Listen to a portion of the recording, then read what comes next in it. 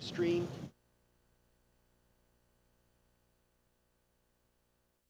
Celebrating 4 years of talk like you've never heard it before, this is GabNet, the Great American Broadcast Network. Ladies and gentlemen, welcome aboard the GabNet Tour bus. Today our tour will take us up and around the newly designed gabnet.net webpage. For your safety, please stay seated while the bus is in motion and enjoy your trip.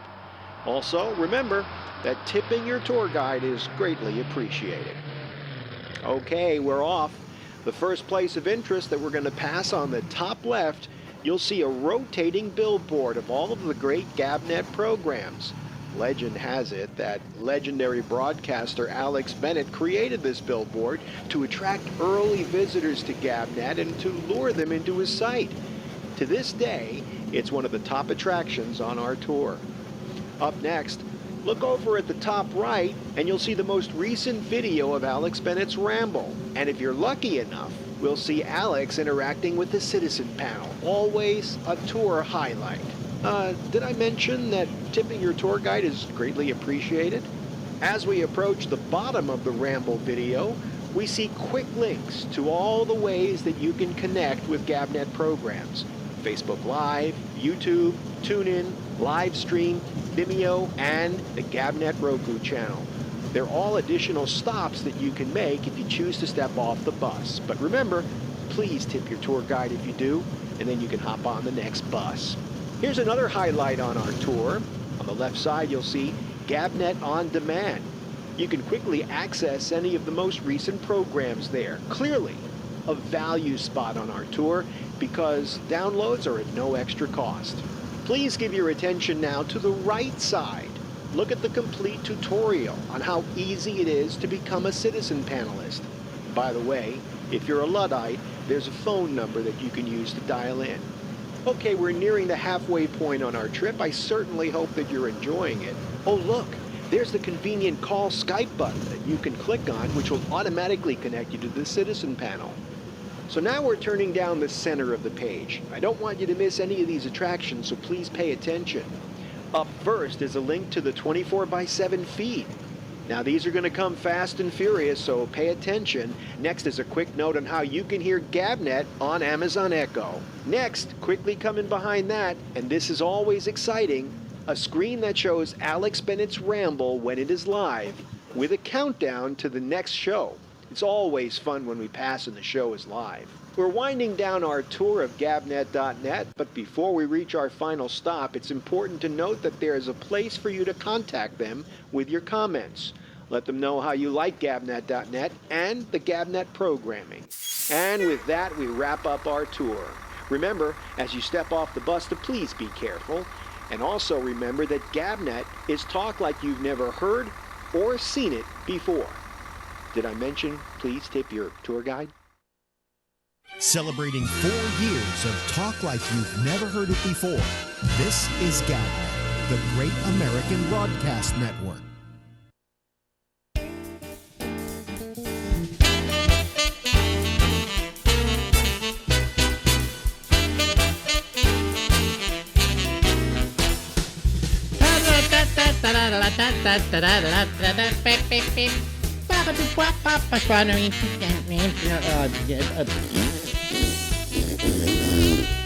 Oh boy. Hey, how are you, everybody? Welcome to the Ramble. Goes on until midnight Eastern Daylight Time. Welcome to spring. Yes, today is spring. And at midnight tonight here, a nor'easter is supposed to hit us with the biggest storm we've had all year. It's spring. It's spring. Anyway, got something to start off the show. It was pre-recorded earlier in the day, and I wanted to tell you that. Normally, I wouldn't even make a big deal about it, but I am making a big deal about it because if you will notice down in the bottom part of the picture, where my picture is, it's frozen. I didn't notice it was frozen until about 15 minutes into this interview, so don't mind if it's frozen. You still hear my voice, and you still see my lovely and healthy, by all means healthy, ex-wife, Ronnie. So here we go. Ladies and gentlemen, near Portland, Oregon, Lake Oswego. Is there a lake there and everything? There's a lake there called Oswego, yes. And that's where you live. You say Portland, right? Yes, it's the first suburb south of Portland, so, it's the same thing. Now, may I say something about my ex-wife, Ronnie, here, is that she has a certain love for cities named Portland. Not necessarily. Because it was all an accident. She moved to Portland, Maine, which incidentally was the place all the bombers for the 9/11 took off from, that airport. I thought it was Boston. No, he went to Boston. One of them went to Boston from your airport there. I remember going to your airport in Portland to leave, and they're frisking me and they're doing everything. And I just said, I wish you'd been this good about the bombers. They're that good because of the bombers. And they were not happy with that. But no, it seems as though I think that's where Muhammad Atta took off from. Oh, he I don't started remember there. those details. Yeah. So, and then you moved. What was funny is when I moved from Portland, Maine to Portland, Oregon, was trying to explain it to friends. Oh, Ronnie, I thought you were already there. And what is it about the name Portland? You were born in Portland. Oregon, yes. Oregon. Yes. Yeah, not Portland, Maine. The funny thing is when I had to leave New York, I knew I didn't want the South. We've lived there. It's hot. I don't want to go back. I knew I didn't want the middle of the country. I like coasts. Yeah. And I like big cities. So that left Boston and New York and Portland and Seattle. Well, I had to leave New York because I couldn't afford it anymore. And I've been to Seattle enough that I think it has all the disadvantages of a big city and none of the advantages.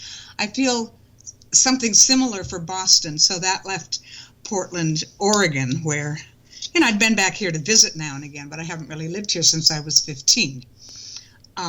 But when I was in Portland, I had chosen Portland, Maine, the first time around, the first move, because I thought my New York friends would come visit me there more easily than on the West Coast.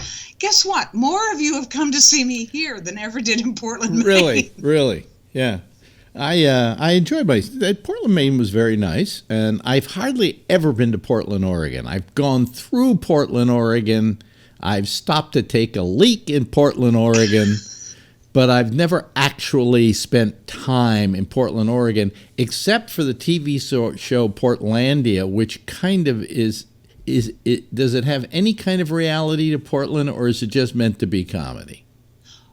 You know what? It's one of the things that comes up a lot because of what my blog is about, which is what it's really like to get old, is that I stopped watching Portlandia after most of the first season because it's only about young people in Oregon. Yeah. As far as that shows, because nobody over the age of 25 lives here. Oh. So that's what that may be what the city is like for very young people, but I don't know about everybody else. Well, of course, it's a younger person, or they're in their 40s, I guess, who do the show. So I suppose they write to what they know. You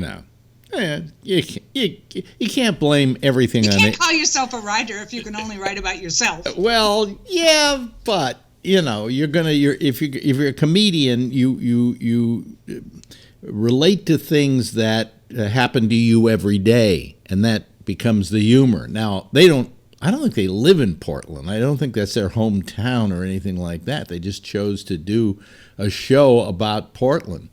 And there was another show, and not too long ago, that was set and shot here. It was called Grimm. Was it called Grimm? I never watched it. Oh, yeah. Grimm was done there, yeah. But it was about people as opposed to only a certain age of people. Well, it was a horror show. Yeah, well, there are all kinds of genres. And what's the most horrible kind of person? An old person, right? They look spookier than young people look. Right, exactly. Yeah. Exactly. So what, are those all DVDs behind you? Yes, they are. Do you still watch DVDs? Well, you may notice there's a blank area over here. Maybe you can see it. And that is because I've taken a lot of the ones that I really liked and put them on into files for computers. Right. Because those are more playable now, and then I don't have to have all these. But you do. But I still have, about several thousand left. So it's. Think of all of the formats we have gone through. Not so much for video, but because that came later. But all of the formats that we've had to go through for keeping up with all our music. I mean, we started with you and me at our age with 78 RPMs. Yeah. Then it was there were a few EPs, and then there were 45s, and then 33s, and then 8-track, and then cassettes, and there's something else in there, I think. And finally MP3s. Well, CDs. Then. Oh, CDs! I missed CDs. You missed CDs, and that you pretty much got it set. But that's over a period of, in my case, 78 years. So. Yes. I think we're using stone axes when I was born, and now, we use metal ones. But you know what it did, all of those changes, format changes, is over the years, what you had to do when you were ready to replace with a new format, is you had to decide which of what you already had was worth buying again. Well, here, let me give you one example. They came out with a James Bond VHS box set years ago. I guess maybe at that point it was like 10 movies, okay? Then they come out with the Laserdisc. You forgot Laserdisc. I had a Laserdisc we were discussing collection. Music, not video, though. I had a Laserdisc collection. And I bought all the James Bond pictures on Laserdisc. Then they released them on VHS in a box set. I bought that. Do you really like James Bond that much? I have almost every James Bond set, and believe it or not, there are like about 6 or 7 of them. The latest one is over there in the corner, and it's every movie through Skyfall. So. Is Skyfall? That's a James Bond movie? Yes, it is. Yes, it is. Is this because you once did a radio show using the name James Bond? Well, that has something to do with it, but for some reason I just always got the newest box set, and I said to hell with that.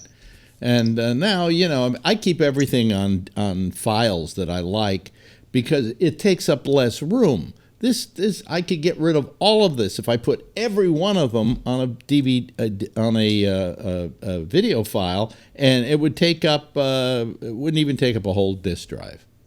I did that only once in my life. I took all my music from CDs and transferred to MP3s. I had to do it every night after work for months before I finished. I will never do that again. Yeah, but once you do that, you've got them in a more palatable form so far as space is concerned and all of that. Plus, what I hated about the CD? The worst part about the CD was the jewel case. Those things kept breaking and kept breaking and kept breaking, You would buy one. I don't know about you. I didn't have that problem. What? Of breaking CD cases. Why?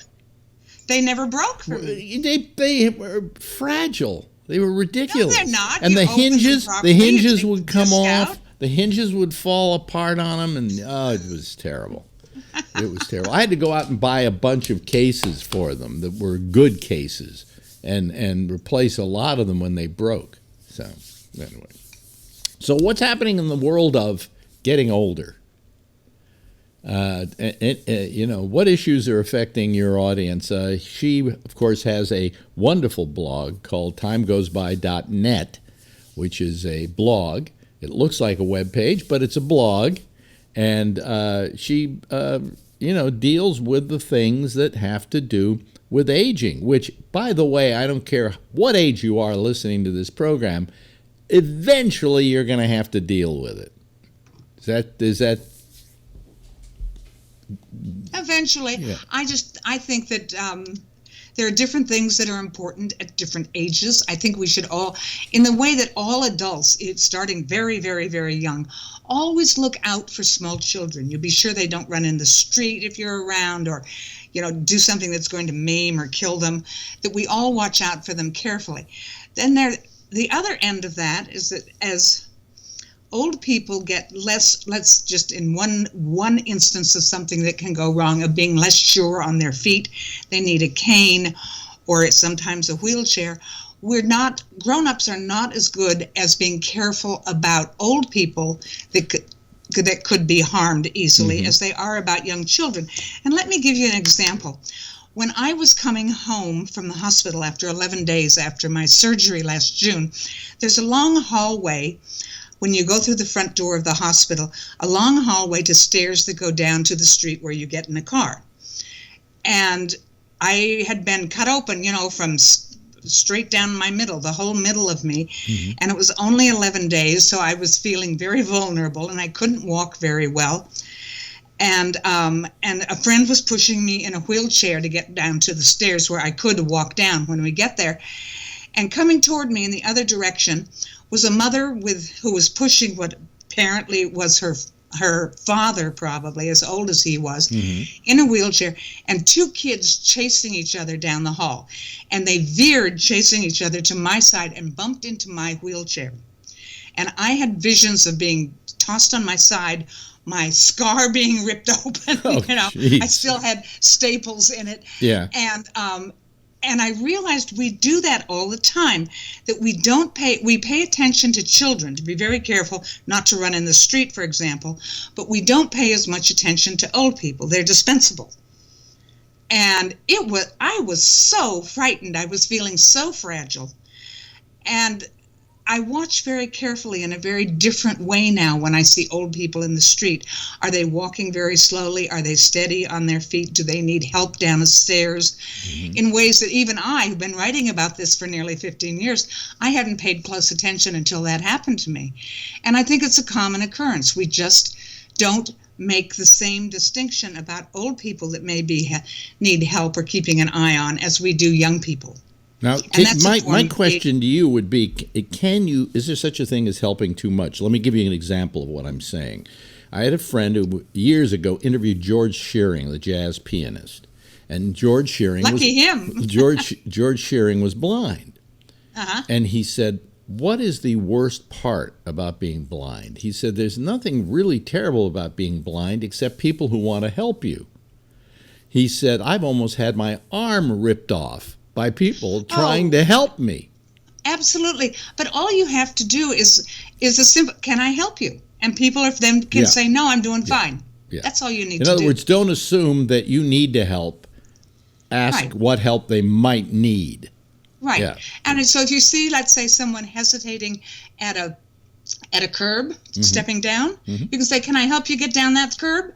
And they can say yes, or they can say, no, I think I can manage. I'm just slow, or whatever they want to say, Yeah. And that's very simple to get around. And I think that Shearing had a point. We can overdo those things. Yeah. Well, I mean, it was something he lived in, a situation he lived through, and it was a how can we put it? It was It was just something that he had to deal with on a rather constant basis. So, it's whatever. Hold on a second. My screen froze up here, and I'm trying to fix it here so that I can. Okay, well, we'll use that. Okay, there we go, folks. Okay, following along in the same way is, I've always thought of curb cuts on sidewalks when you get to the corner. I always thought of curb cuts for like mothers with, strollers for their babies and people with bicycles or something like that. And in the past few years, I've realized that they're really good for old people just walking. They don't have to deal with the curb. Or in wheelchairs. It hadn't occurred to me when I was younger. And one really important thing about of how we help people that may be disabled in some way is that anything is good for old people, that helps old people. An example are, I don't know if you have them there in New York, but here most of the grocery stores along all the aisles have magnifying glasses hanging so you can read the small print on the can or the package you're trying to buy. Yeah. And more of them are putting benches in supermarkets so old people can stop and rest. But anything that you do for old people that helps them always helps people of every age. Yeah. And that's what people have to understand when municipalities and other entities start thinking about how much money it costs to make life easier for old people. You're never only helping old people. In the case of a bench, maybe you're helping a mother with a fussy child in the supermarket right. who won't shut up. Right. So she can sit down for a few minutes and calm the kid. Or maybe her feet are tired, and she needs to sit down. And that's really important when governments are considering spending of that kind to help old people, because they help everybody. Does the government care about helping old people? Do you really have the feeling that they genuinely care about old people, or they just put up with them? I don't think I've ever put any great deal of thought to that. That's a really terrible question. Well, no, but I don't mean terrible to ask. I feel an awful thing to think about. I have this feeling that in many ways the government is out to kill us early. Here's why I say that. What do they do when they say, we need money, we're spending too much money, what program shall we cut? What is Social the Security, first Medicare. one? Well, yes, exactly. Now, those are Medicare. I got to tell you, Medicare is a lifeline when you get older. Okay. Tell me about it. I'm not employed. I'm on a limited income, my Social Security. My wife works, but I'm lucky for that. But the fact of the matter is that aside from that, the one thing medically that I have is Medicare, and thank God through SAG-AFTRA I got a great supplemental program. But the fact is that if they cut away Medicare, wait a minute, hold on, folks, what happens to old people? One of the ways they first cut it that makes it difficult for old, but it's not directly to you and me and other people who use Medicare, they start chipping away at how much they pay the doctors and the hospitals. Oh, and the that's clinics. getting terrible already. I feel sorry for my doctors. Yes, and that means there are doctors that just can't afford to take Medicare, and especially Medicaid patients anymore. And that's before they've come to take it away from us, that we won't pay as much for whatever it is, make you pay for half of it instead. First, they're doing that. And then there's Paul Ryan, who has wanted to completely cut Social Security. And the thing about Paul Ryan and Social Security is that he got through, I think I've told you this, that he got through college on Social Security because his father died young.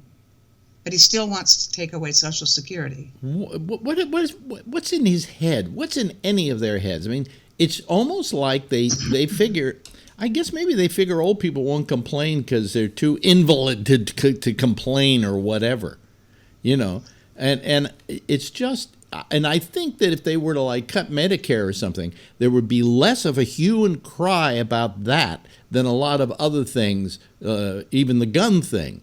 Less of a hue and cry about that because it's just affecting old people. Forget that. It doesn't affect me. I'm young, right? I think there would be a good amount of yelling and screaming about Medicare. And also, whenever they do surveys about such things, Social Security is the most popular government program that America has. There's nothing that is more popular. It's the percentage numbers are up there around 90 that every age, not just old people, approving. Yeah. And I think that if you tried to do anything about Social Security, they're already chipping away at it. That there will be anything that would cut the monthly income from it would the hue and cry you'd be able to well, get I mean, from my place to begin yours. with, that, let's be honest, that's money they owe us. Yes. It's not like we got it for free. We paid for it as we worked all these years. Okay, and it's called an earned benefit, not an entitlement. Right. You brought that up, and I think that's a great way of putting it. But now let's get to Medicare. Okay, Yes. If that were stripped away, as Ryan would like to see it done, And he's not the only one. Let's be fair. what about is that. going to replace health care for older people? Nothing. What do you do at this point? Because we planned our whole lives for what was available to us and what we paid into and what we were able to save our whole lives for when. By the way, it's not that we can't work anymore. Many of us, they just won't hire us because we have gray hair or no hair. Right. Exactly. No doesn't hair. mean we. Is that why you wear a hat all the time? Not really. It's just, I mean, I don't think this looks unattractive. Okay, But I do it because, to begin with, guys who are bald wear caps not to hide the baldness, but because if they don't and they're out in the sun. Oh, you get cold. Oh, you also get cold in the wintertime. Yeah, now when I had hair, that was my cap. Right. I mean, and during the winter, you need it for the cold. But you know what? You're almost 15 years older, I think, 10 or 15 years older than your father when he died. And he was in his mid-60s, and he had a gorgeous head of hair. No, he was 59. He still had a beautiful head of hair. Yeah, he did have a good head of hair. Well, but you get it from your mother. You don't get it from your father. Who says? Supposedly you get it from from your maternal grandfather. My fraternal grandfather was bald. Okay. Okay, so Yes. go figure. All right. Yeah. So anyway, where were we? Oh, so anyway, all I'm saying is, I just think less people. I don't want to have to see it happen so that I can say, "See, I was right." Please. But less people would complain about the fact that Medicare got done away with, than a lot of other issues that we have in this society. And this, I feel that Paul Ryan, by saying he wants to do away with Medicare, is out to kill me. Okay, because right now I don't need major medical care right now, but who knows down the line? Like you didn't think you did either. What happened to me? Yeah. But more and more By the way, people in Washington, which of course means. Wait a minute. In case they don't know, Ronnie came down with a touch of the pancreatic cancer. Yeah, you should see what a touch of that is like. Yeah. A lot more voices. When I say that, I might be talking about 5 at the moment. Yeah. Are talking about single payer for everybody. Medicare for everybody. Right. And the fact is that all Western democracies consider healthcare a right, and people pay a higher taxes, not just like our little Medicare tax, but in their general taxes to support healthcare for everybody. And I surely would be willing to do that, to be guaranteed that you can't be turned away, which is how it works in all of the Western democracies. I'm not saying there aren't some problems with those healthcare systems, but nothing like the problems we have. Have you ever noticed every once in a while, they don't do enough of it, every once in a while a local TV station, or sometimes the national, will cover a medical clinic or a dental clinic. And a whole bunch of doctors come from around a certain area. Mm-hmm. They set up tents, and people come who don't have medical coverage and who can't afford to see doctors, and they can go and see a doctor. Or sometimes it's a dental clinic. And by the way, Medicare does not cover dentistry. I know. And it doesn't cover hearing aids.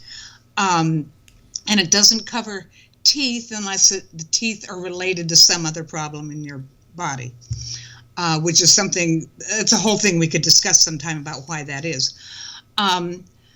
And we have these things, especially in the good weather, are all over the United States. And there are lines and lines and lines out the doors of people who can't afford to go to a doctor. Yeah. That's in the United States of America. And terrible. Nobody makes a big deal of it. It's terrible. It's terrible. Also in a lot of countries, let's talk about younger people, free education, even into college. Yeah. I mean, there are certain things that other countries feel is not a right. It is a necessity. It is something you need to have. And the idea of people not having medical care. I mean, the reason the British started the British health system was because of World War II. They felt they owed themselves a gift. And this I didn't know that. And this was this was initiated right after the war. They decided that gift was going to be that everybody could have health care for free. Mm-hmm. And you know something? Doctors don't starve over there. They get $200,000 a year, maybe more. They also get paid for they get paid extra for patients whose health is kept at a good clip. In other words, they look at their record of how healthy their patients are, and if they're healthy enough, they give them a little bonus too. So I didn't know any of that. Yeah, I mean, it's pretty damn good. They've been taught. There are still those guys in England who keep going, well, we got to do away with I forget what it's called, national health. That's it. We got to do away with national health, but most of the time they get yelled down. Yeah. I want to make a complete circle here because I think you said earlier that you don't understand people who want to take away health care or Social Security. Yeah. And that's one of the puzzles that I have that I think about from time to time, is whether it's Paul Ryan or anyone else, is what do those people think, who, by the way, the people in Congress have their own health care that is just sensationally good. Yeah. What do they think everybody is going to do without those things? Or without doing something about the costs of medical coverage for people in the in-between years? I'll give you the answer, the one they'll give you. Well, we think that private industry could take care of that. You know, the privatization of all of that would be just fine. That these companies would look at what they're doing to us now for just what little health care you buy out there. It's horrible. I mean, even it used to be that you could get there's a thing. We're going over our 25 minutes, but we got to get this in. There was you and I are going to solve the problems. Well, we're not going to solve the problem. Now I forgot what I was going to say. See, that's another thing. We need some kind of mental health. What was your name again? It's getting harder every day to remember, okay? You know, there was this ad on TV about a woman who got Alzheimer's, and the way her husband found out is she left her keys in the refrigerator. And I've done that at age 30. Well, I'm waiting for the day I find keys in the refrigerator, and it's either mine or it's Marjorie's, you know? Well, I actually did that when I was in my 30s. That I was trying to leave the house and looking all over for the keys. Yeah. And I don't know why I opened the refrigerator door, but there they were next to the milk. Oh, well, and I guess that ad was just trying to point up what. Speaking of ads, I wanted to say one thing about it, about ads before we go, is you know that the doctors have pronounced me cancer-free from pancreatic cancer. Yeah. And, of course, it can always recur and... unlike you, I'm not a hypochondriac, but it's in the shadow in the back of my mind. Yeah. But at any rate, right now, I'm cancer-free. You have no idea what happens. It just that you become more alert to it. It seems that every time I turn on television, there's some commercial for pancreatic cancer. I really don't want to hear about pancreatic cancer. I haven't seen a single ad for pancreatic cancer, and when I'm. A few times, I didn't delve deeply into pancreatic cancer, but I did some looking around and reading some stuff online. Yeah. It follows me everywhere online. There's always a little ad somewhere about pancreatic cancer. Well, I just want them to shut up. Well, probably it's that Analytics Corporation that... Analytica, right. Yes. Analytica, and they also did a thing on old people and found out where to place the pancreatic cancer commercials for you. Well, actually, from what I heard on some TV show this morning, is that it allows them to go out and see what you search for, too. They can attach searches to certain people. Yeah. So I get the pancreatic ads, and you get whatever you get. Medical. I get the ads for DVDs. Right. Right. It's time for us to go. Yeah, I know. It's far too soon. I love having these conversations with you, but I'm not sure that there's an audience for our chit chat. You know something? I don't give a shit. It's my network. I pay for it. It goes out. If people watch it, even a few of them, and they are interested in what we have to say, then that's enough for me. I'm never going to make a penny off of this thing, so I don't care about ratings. I would love thousands of people to watch what you have to say, because I think all of it is very important and vitally important to every American, because age is somewhere where, if we're lucky, we're all going to wind up. Okay? That's right. And if you think this was a boring conversation, you're going to be having that conversation constantly once you reach 60. Every dinner you go out to with other people your age, you're all going to say the same thing. Well, how's your what's happening with your health insurance and blah, blah, blah. Right. Yeah. One of the oldest sayings about aging that I like a lot is that everybody wants to live a long time, but nobody wants to get old. And with that, we shall leave you Ronnie Bennett, as I like to say, the only Bennett in this room who really legally has that name. Did we explain that? Let it go. We'll yeah, do it another time. I think we've explained it. Okay. Great talking to you. Ladies and gentlemen, there she is. Go to timegoesby.net, okay? Yes. And that will reach you, and it will reach her blog, which is timegoesby.net. Read it. It's terrific. We'll see you in a couple of weeks, okay? Okay. Take care, darling. Celebrating 4 years of talk like you've never heard it before. This is GABNET, the Great American Broadcast Network. And here we are. I enjoyed talking to Ronnie. More so than when we were married. She just a brilliant woman who is doing just a terrific job with her blog. And as you can see, she looks really healthy too, which I'm happy about. Speaking of health, I put it up on my Facebook page. I got a piece of email of Facebook Messenger, which I've been going back and forth with Phil on all day. And Phil is out of the operating room, and he's staying the night in the hospital. And then he will be out of the hospital, I guess, tomorrow. He claims if he has a chance, he's going to try and call the show tonight. But I told him, look, you're a trooper, but please, get your rest, take care of yourself. But maybe we'll hear from him, maybe we won't. We would like to hear from you. Let me just turn this damn thing on, and we can start going on it. Hey, a few things I want to tell you. Our lines are open, by the way. I fixed something after a long time. We have always had an app for your Android phone. There's always been a Great American Broadcast. That's what it's called, Great American Broadcast app that was made, maybe 4 years ago, 3.5 years ago. And when we changed the place that we send out our show from, the stream, the audio stream, it changed, and we didn't have a. I couldn't get, it was hard coded into that Android thing, and so consequently. I was you never if you use the Android, it had all the shows like my show and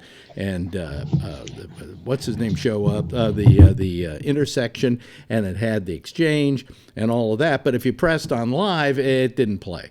Well, I got a hold of the guy in Europe who programmed this thing originally, and I fixed it, and he fixed it, and now anytime I change my stream for the encoder or whatever, I can do it myself, and it's up and running again. So go to the Google Store, the Google Play Store, whatever they call it, and go type in Great American Broadcast. The app will come up, and it will install it into your phone. Okay? Simple, easy peasy.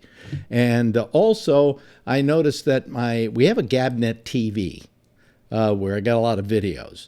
And something was really wrong with it because most of it wasn't working. And so I did some stuff and figured out what was wrong, and now it's working again. And I added Clayton's show from the other night, so that's up there too. Look, who was the first person here, he's been adjusting all kinds of things. I don't know what you've been adjusting, but I hope it's adjusted. What was all the wiring and stuff that you were my microphone wire was wound around the stand, and I needed to close the door. That, ladies and gentlemen, is the lovely visage of Ray Renati. Hello. Our matinee idol on this show. Yes, my matinee idol. I'm going to be starting rehearsal in a couple weeks, Alex, so I might not be on calling in much. Oh, really? At night, because I got to have rehearsal at night quite often, probably. Yeah. Well, call in when you can, and then when you're. Okay. And how long's the play going to run once you? It's only a couple weeks. It's a brand new play, small company, but the rehearsal will be like 3 or 4 weeks. Yeah. Now that's the funny part about it. I remember we used to rehearse 3, 4, upwards to 5 weeks on a play that then just played for one weekend. Yeah, with new plays that happens sometimes, because it's like a workshop production, and hopefully they'll have a bigger one later. But they don't know if they're going to be able to get the audience. Well, we'll miss you. You can if you find that you have some time after your rehearsal to call, give us a call. Yeah, won't be done. Hey, here comes everybody. They're starting to wander in here. But we'll be happy when your play is over with and you're back with us. But that's still a couple of weeks away, right? Yeah, 28th I start. Yeah. Okay. Well, we miss you, but anytime you can find a spare moment to call us, do it. Okay. I will. For sure. There's Rob and there's Bob Eberth, and I heard from Phil, as you heard me say. And Phil is, I have a picture of him that he sent me that I put on my Facebook page of him in the hospital bed. Nobody ever looks well in a hospital bed, In fact, does he have the stuff does he have anything hooked to him here that I can see? Let me see here. No, there's nothing really that he's hooked to. So it's just him looking kind of like he's in one of those terrible nightgowns that they give you in the hospital because they want to make you feel all the air hitting your ass. Why? Hello, John. Hello, Jeff. Let me ask Jeff a question because he knows hospitals more than the rest of us because he's dealt in the medical industry and so on. Can't they come up with a better gown than the hospital gown? A good idea. I wore one of those things for 4.5 days, and it was just, the only thing it was good for was taking a dump because you could just lift it up and, do what you had to do. But you can't undo it because they strap it in the back, right? Yeah. So I just. Well, you have to design a hospital gown that looks like your plaid pants, just so that you can wear your plaid pants. Oh yeah, that'll be real cool. Yeah. No, but I just wonder why those gowns are so ugly, so damn ugly. And, Phil can use every glamour device he can find, and that isn't one of them. So, hey, Phil, if he's watching, shout out to Phil. Yes, of course. Hey, Phil. Yeah. Hey, Alex, those gowns. I had this job for quite a while that I would do once in a while. I was a standardized patient at Stanford and USF. What do you mean wait, working with a medical student? Hold on a second. What is a standardized patient?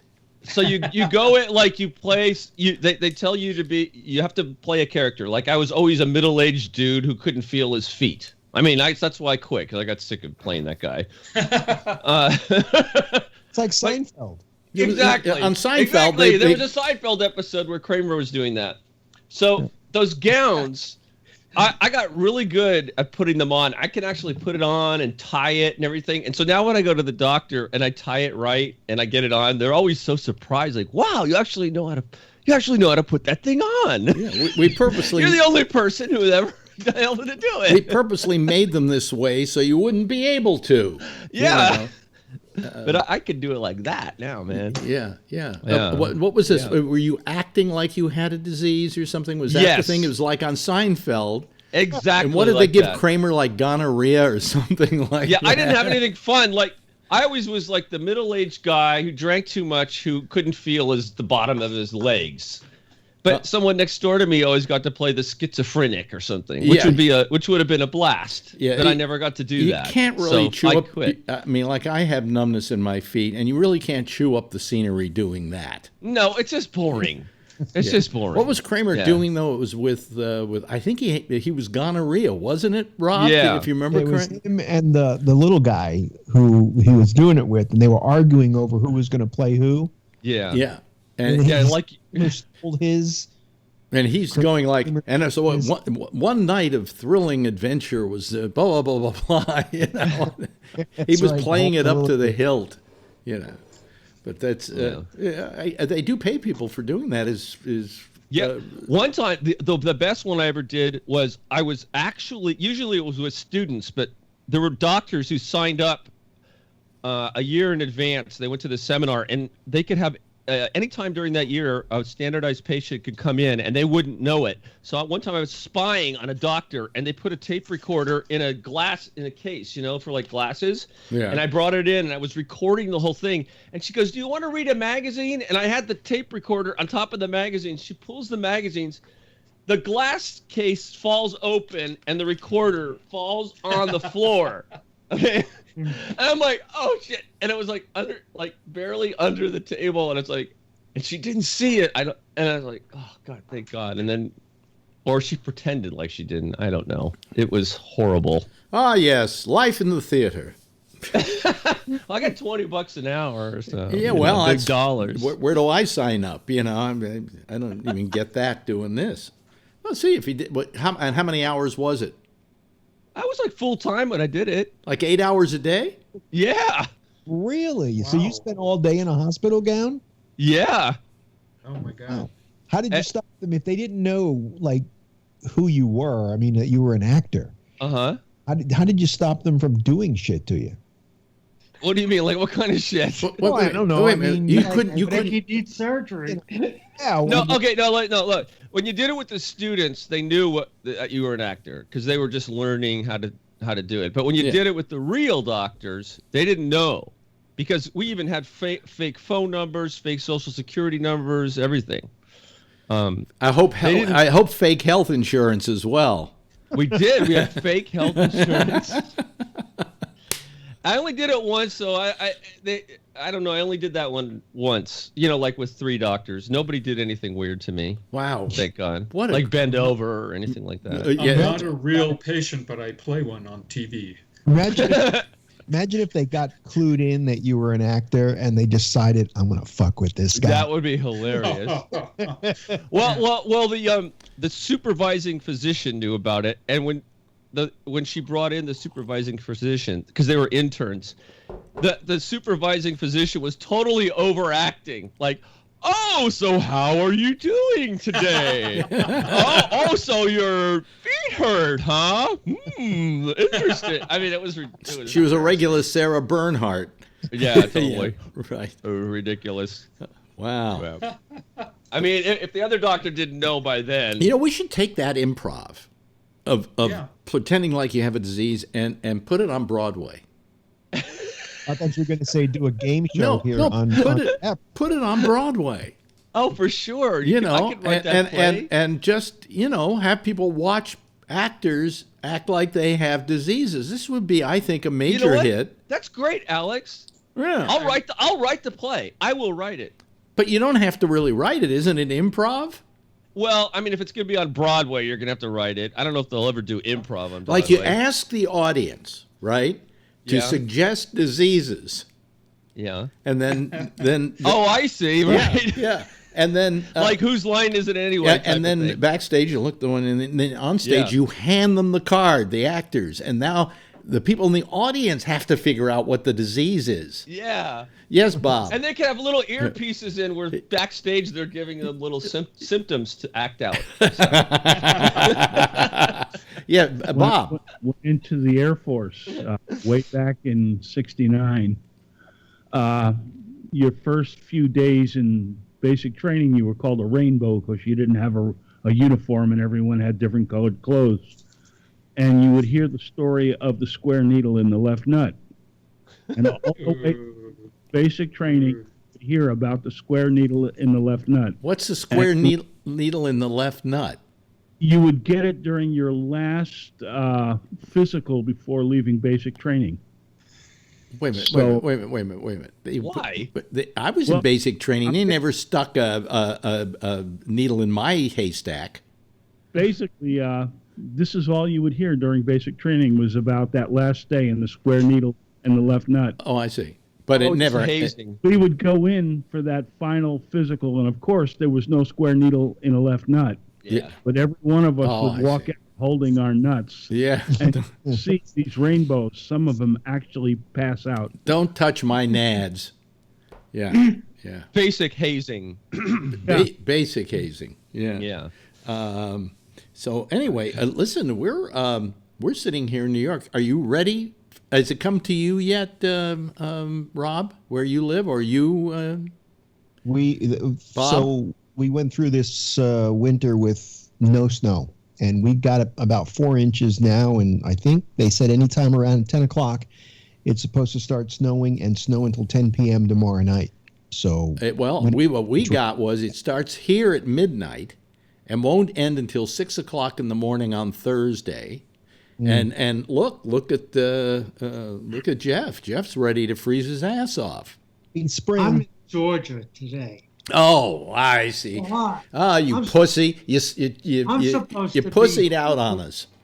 No, I have an airplane on Thursday. Oh, you're never getting home. You think I'll make it? No, I don't think so. I don't think that thing's even taken off. It could be sunny in Georgia. That's what'll piss you off. Yep. Could be sunny in Georgia, but if there's a lot of snow on the ground in New York, that plane ain't going. Wow, they ground all kinds of flights, and then everything gets screwed up because planes aren't where they're supposed to be, and it's a nightmare. Guess who's calling us? But he's going to be audio only, I can tell. Hello, Phil Meyer. Hey, Phil. I just want to say hi to everybody. Yeah. And thank you for all those well wishes. Yeah. And how are you feeling? The best thing that can happen to me tonight is a bowel movement. God, that's awesome. Well, you're not going to have one on that food. No. Well, I haven't had anything for 2 days. Just sips of water. Mm-hmm. I haven't felt like having anything. What a way to lose weight. Well, I guess. Hot-bait diet. Yeah. We'll have so the operation went fine, no problems. The anesthesiologist came in afterwards, and he said that I was really tough to intubate. Putting the tube down my throat. And he says, "You have sleep apnea?" I says, "Yes." He says, "You said you have a severe case of sleep apnea." I said, "Yes, I do." He said, "This is the most severe case I've ever seen. Your airway closed up completely. You were thrashing around. 90-pound nurses were being flung about in the operatory." And he said he had to put a trumpet up my nose. A trumpet is some other kind of breathing device. And I'm glad I was out for that. Oh, boy. I'm glad you're out. But you were flinging nurses left and right. It's kind of like you treat us here. What a troublemaker! Even when you're like dead to the world, you're causing problems. Even when you're, but at least he had something Trumpy up his nose. A trumpet. Yeah, a trumpet. So your throat's okay though? It doesn't hurt or anything from the. No. That part's fine. Stomach is a little sore. Mm-hmm. I don't have a lot of abdominal strength, and I sent Faye out to Bed Bath & Beyond to get me one of those pillows they advertise on TV that's like a wedge. Oh, yeah. Called a Brookstone pillow. Yeah. Those are great. And, it's not bad. And one of the best things I did was bring my own pillow to the hospital. I have one of those cervical pillows. Yeah. Ray should be familiar with those. Yeah. Yeah. And, so now so the prostate's gone. Yes. Yeah. Did they let you keep it in a jar or anything to bring home? No, they're gonna send it out for pathology. Oh. And I'm not 100% sure. They may have taken a lymph node or two, just to see if there was any. I think he called it breakage of the thing, but I'll know in a week or so after the pathology comes back. Yeah. Whether I'm cancer free. Wouldn't it be fun if it came back and they said, "Turns out you didn't have prostate cancer"? That's occurred to me. Yeah. No, they always. I think Jeff. Correct me if I'm wrong. They usually always take lymph nodes when there's any suspicion of, if you're taking out something because it's cancerous. They always take the lymph nodes too, right? To test. I don't know if that's 100%. That everybody has it, but I've heard it quite frequently. So I know you're probably right. They did it with my ex-wife when she had a pancreatic cancer. Yeah. You know, to But, 5 years ago, very few people had the surgery. what, prostate surgery? Yeah, they did. Right. Yeah, Yeah. it's a Da Vinci machine. It's called a Da Vinci machine. It's Yes. quite. They actually make you go. They put you upside down on the table when they operate, and so that your organs fall away from the prostate. Oh, okay. Yeah, they used to just leave it in because it would be so slow growing. They figured you'd kick the bucket from something else before that got to Well, you. his was a little more aggressive than that, right, Phil? Well, yes and no. I had a high PSA. I don't know how aggressive it is. I guess I'll find out once they do the pathology for sure. But I think it was the right thing to do, and it just took me a year or so to wrap my head around it. Yeah, what, wrap your head around it or stick your head up your ass? Yeah, what? well, you go through a grieving process. There's a grieving process, almost like the same grieving process you have when you get divorced or someone close to you dies. There's a Wait a minute, you grieved when you got divorced? Yeah, I had okay. family. My family was split up. It was I had to move out of my house. By the third one almost for me, paid by the time the third one happened, it was easy peasy for me. It was kind of an attitude of I've seen him come and I've seen him go, so. Yeah. Hey, Alex, Ronnie's just wonderful, though. I really enjoy listening to her. Oh yeah, she's terrific. She's terrific. Yeah. Yeah. Most of the women in my life have been terrific. Yeah, that's right. No, it doesn't mean that you're going to be married to them. No, I get it. You're going to be able to have that kind. I'm so happy that as the years have gone on, she and I have become very good friends. Mm-hmm. Because there was that's rare. Yeah, I'm good friends with my third ex-wife, and I think I'm friends with Marjorie. I haven't decided yet. Why don't you? I always consider Susan. What were you going to say? No, wait a minute. No, wait. Rob asked me a question. Rob asked. Why don't you do like a series and like you're having Ronnie on? Why don't you have your third ex-wife on? You have your current wife on every Friday night, and you can. I would have my third ex-wife on, but she's not in. I really wouldn't want to put her in front of the public. Okay, so. How about the young one that you were going out with, like in the mid '80s? The really young girl. You never married her, right? No, never married her. And then then she came back into my life, and she dumped me again 10 years later. So I don't know if I want. I mean, I don't have anything against her, and if she wanted to call the show, I would love to hear from her. But I always liked your third wife, Susan. Yeah, she was smart. She was funny. Yeah. She was beautiful. Yep. And John Rockwell, who just came on, had just put his thumbs up on that. Susan was the one I knew from New York. Yeah. Lovely lady. Right. Definitely. Right.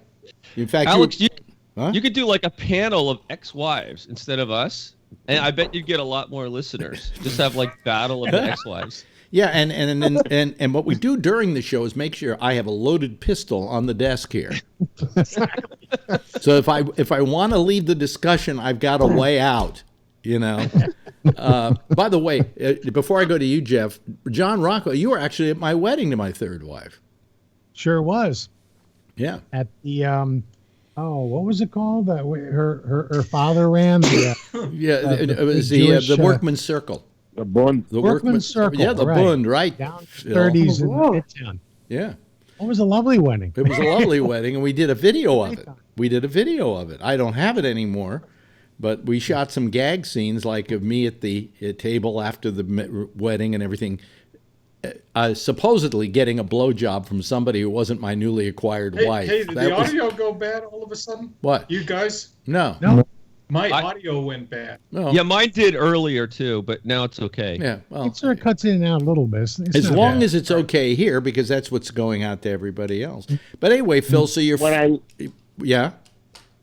When I listened to the feed earlier, yeah, it would repeat some sentences. It was like Yeah, and it might have just been me. I don't know. No, that happens a lot now. That happens a lot. Yeah. And it's not just here. I think it's a built-in thing that they do with some of these services, so there's not blank spots. They just repeat what you just said. Yeah. It seems to me that that's what they're doing. But I listen to our output here when I'm not on the air, and it sounds fine. It sounds great. This was the live thing. Yeah, and now you can go get that Android app again. It's called Great American Broadcast. It's got our old logo on it and all of that. We couldn't change that, but we now have it so that it's fully functional and runs the live programming on the app along with 4 of the past day's shows of each of the different shows. Nice. So it is available now. But Hey, how did you get that, Alex? Oh, sorry. What? Wait a minute. Let's see. Who? Phil? What? I was just wondering how you got the app. Oh, never mind. Oh, wait a minute. Okay, hold on a second. I'll get back to you on that one, Ray. Yes, Phil. Yeah, I was just going to derail the show before I get off. I figured, if you have a road flare, you can shut down the city of Austin, Texas. Right now, you could. Yeah. Yeah. One road flare. Yeah. In a box of old clothes. Yeah. And they're so on edge. Would you want to be a FedEx or a UPS driver? Yeah. FedEx. FedEx or UPS. I mean, any truck, anybody who delivers, Yeah. And this guy. And tripwires. Some kids were riding their bicycles, or some people were, I don't know if they were kids, they were riding their bicycles, and they went over a tripwire, and it set off a device. What'd you do? Did you have Fox News on in your ears while you were out on the operating table? No. I had my phone and I was just reading the I see. the feed. Right. Matter of fact, they couldn't find the remote for my room, and so when they turned on the TV manually, Kaiser doesn't have too many channels. QVC was one of the biggest ones that they had. Did you buy anything? And good, you know what? America. Okay, let me tell you what I bought. Can I tell you what I bought on Amazon yesterday? Yeah. I bought a book. Really? Yeah. Anybody watch John Oliver this week? No. Okay. Oh, he came out with that book. I haven't finished watching it. Yes. I haven't recorded. It seems as though Mike Pence has a pet rabbit named Marlon Bundo. Ooh. And so they wrote a book about the private life of Marlon Bundo, and it's published. It was written, I guess, by Mike Pence's wife, and it was put on sale Monday. Well, John Oliver, I guess hearing of this way in advance, put out his own book on Sunday called The Private Life of Marlon Bundo by Marlon Bundo and I can't remember the woman's name, something Trix, I think is her name. And he said, go to Amazon or go to this address and buy it. And we just want to see if we can sell more of these than Pence sells of his book. He did. Oliver's book went straight to #1 at Amazon, and Pence's is sitting at #5. Well, if you're a guy like Pence, having a #5 is not bad. Well, he's been #2 for 14 months. Yeah, well, all the proceeds from both of these books is going to various charities, but the charity that the book. Let me tell you what the book's about. The book is basically about Marlon Bundo meeting another rabbit and falling in love with him. It just happens to be another male rabbit. Okay, and it's a whole gay sex story, whole gay story about two bunnies falling in love with each other, and why can't we be in love with each other? Nobody says we can't, and it's a tale for kids. Well, that's the Oliver one, right? That's not the Pence. Oh no, that's not the Pence one. But all the money on the Oliver one is going to I can't remember the name of the foundation. That goes to help gay rights and gay causes and so on. And I guess Pence's is going to, I don't know, people want to buy guns or something like that. Who knows? The Pence story. those two bunnies go to seminars and camp, and they learn not to be gay? No. It's just here's what it's like to be the bunny of the vice president. Wow. Yeah. Well, they pulled him out of the NAMBLA meeting. Hey, Phil, did you hear about? I know you've been out of it a little bit. Did you hear about the guy who's the Fox analyst who quit? Yeah. Oh, I was almost going to read that story, and I didn't have time. What? Tell me the story. Ralph Yeah, Peters. I didn't hear about it. Oh, this is great. Lieutenant Colonel who served the military. He served in the military. He's an analyst for Fox News, a military analyst. Mm-hmm. He quit, but he says he felt compelled to explain during his departure that the company from the company to colleagues before skewering the network he has called home for years. Peters has been telling friends that he planned on leaving the network in a nuclear fashion. And he said for 4 decades he took an oath as a newly commissioned officer. He swore to support and defend the Constitution, and that oath did not expire when he took off his uniform. Peters wrote in a letter that he sent to a handful of colleagues, "Today, I feel that Fox News is assaulting our constitutional order and the rule of law while fostering corrosive and unjustified paranoia among viewers." Isn't that one? He's now ashamed of being associated with Fox News. And he's worked there for 10 years. Yeah, and he's worked there for 10 years. I mean, is he only coming on to this now? Well, he's saying that his argument is that it's just over the last year, it's just like exponentially gotten worse. Yeah. Well, that's when Ailes passed away, and there was really no one at the helm to guide the ship. And I think they're desperate for ratings. They're falling behind MSNBC, and that used to be the joke of cable.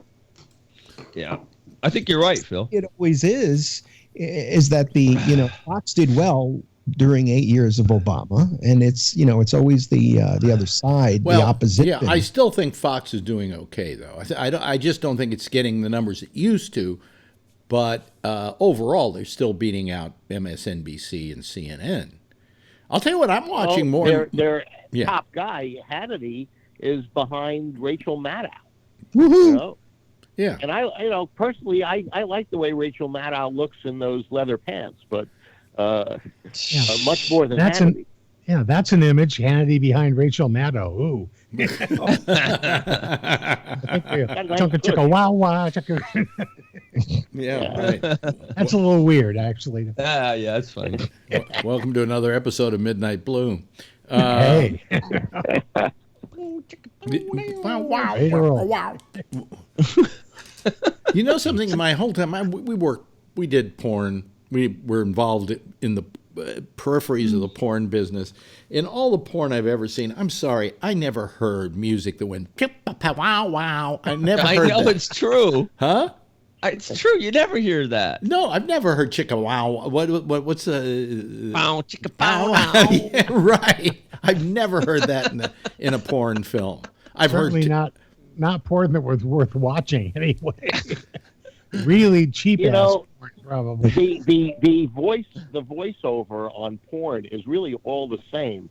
And matter of fact, Alex, it was your wife Susan that said, there's only like a couple of words, and they just repeat them like a loop.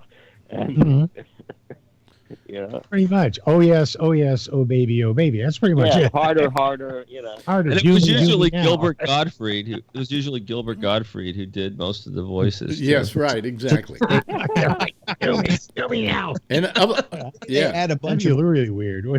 What were you saying? What Rob's trying to say? They had a bunch of other sound effects like all the gagging. Well, I was thinking one night on this channel of just broadcasting the audio from porn loops. and see how big an audience we get with just the audio from porn loops. I mean, they can't stop me. There's nothing pornographic about it, The copy and threatening that. What were you saying, You've been Rob? threatening that. You've been threatening that for 4 years. I when know. Are you going to do it? But is it copyrighted? I'm sure they are, but let them prove that that's their particular track. You know what I'm saying? In other words, I would take out any identifiers of what was the track, and they would all be kind of loops and stuff like that, you know. By the time I did it, they'd be too late to catch me. So, you know, I'd be gone. You know, it'd just be the audio, just all night long. Just more, do it more. You know, whatever. You know, I'd find the ones with the most with a picture of Marlon Bundo on the front. With a picture of Marlon Bundo on the front. Bundo on the screen. Yeah, exactly. Yeah. Well, bunnies do it. I mean, I think that was brilliant of John Oliver to do. He went all the way with it. And it shows you that he's got a decent budget on that show. If he can, you know, and they, by the way, it was so popular. The book has gone into its second publishing. Really? Yeah. That was quick. I was just looking on Amazon right now, and it's hilarious because they have Oliver's book, and then right underneath it, number 4 is Pence's book. Oh, Pence's book is shot to number 4? Yeah, shot to number 4 now. Yeah. It's directly underneath. With an arrow. It goes 1, 2, 3, and then it almost has the same cover, but he just did a little bit of a different cover. Oh, yeah. Well, he's got a vast Christian army behind him. You know, every single mega church is going to sign on to Amazon now and buy his damn book. Believe me, they're not as big as the perverted HBO listeners. Who, you know, it's only $11. I mean, and the money's going to a good cause. So my suggestion to all of you is just go online and buy it, just to say fuck you to Pence, because Pence's book. Hey, you could buy Ann Coulter books for 1 penny on Amazon now, 1 cent. Yeah, really? But the shipping is high. What'd you say, Phil? The shipping is high. You know, the Coulter book might be a penny, but it's $10 to ship it. Yeah, right. It's a very heavy book. Yeah. A lot of heavy lifting there. So, have you got a drain up your penis? Oh, yes. Matter of fact. Yeah. Could you send us a picture? Yeah, maybe tomorrow I'll get on. I'll be feeling better, and I can get out of bed and sit in the chair, and I'll show you. I don't want to see it. No. You know, Rob said sheepishly, "I do." No, I said it. Oh, you said it. So your ratings, the ratings on the show are going to go up if you do that. Yeah, and also YouTube is going to take me off. What? It was nowhere near the fear that I've had of this catheter for the last year and a half. It's like you don't know it's there. Except for a little bit of tape taped to your leg, and then there's a bag that every once in a while you have to walk over to the toilet. Well, here's the guy who knows. Wait a minute. Here's the guy. He just came online who knows better than anybody how to cath. There you go. There he is. You missed, I think, Phil Patrick saying that. Well, tell him what you said about it. You feared it for a year, and now that it's in there, you don't even feel it. Yeah. Well, of course it was placed at a time when I was knocked out. Exactly. Taking it out may be as uncomfortable as removing the cystoscopy. Yeah, you don't know this, but in order to keep it staying in there until they need to release it, it has barbs. Or barbs. No, it's a balloon. The balloon. And so when they inflate the balloon, yeah, and it holds it. Wait a minute. Just before they do that, do they play circus music? I don't know. And do they, what would you like? Would you like a doggy or would you like a swan? Yeah, really. Yeah, but Patrick, Patrick here wants to say something to you. Yeah. Well, two things. Remember, I put it in and out constantly whenever I take a leak, so it's a different. I don't know how you do that. But I can't do it.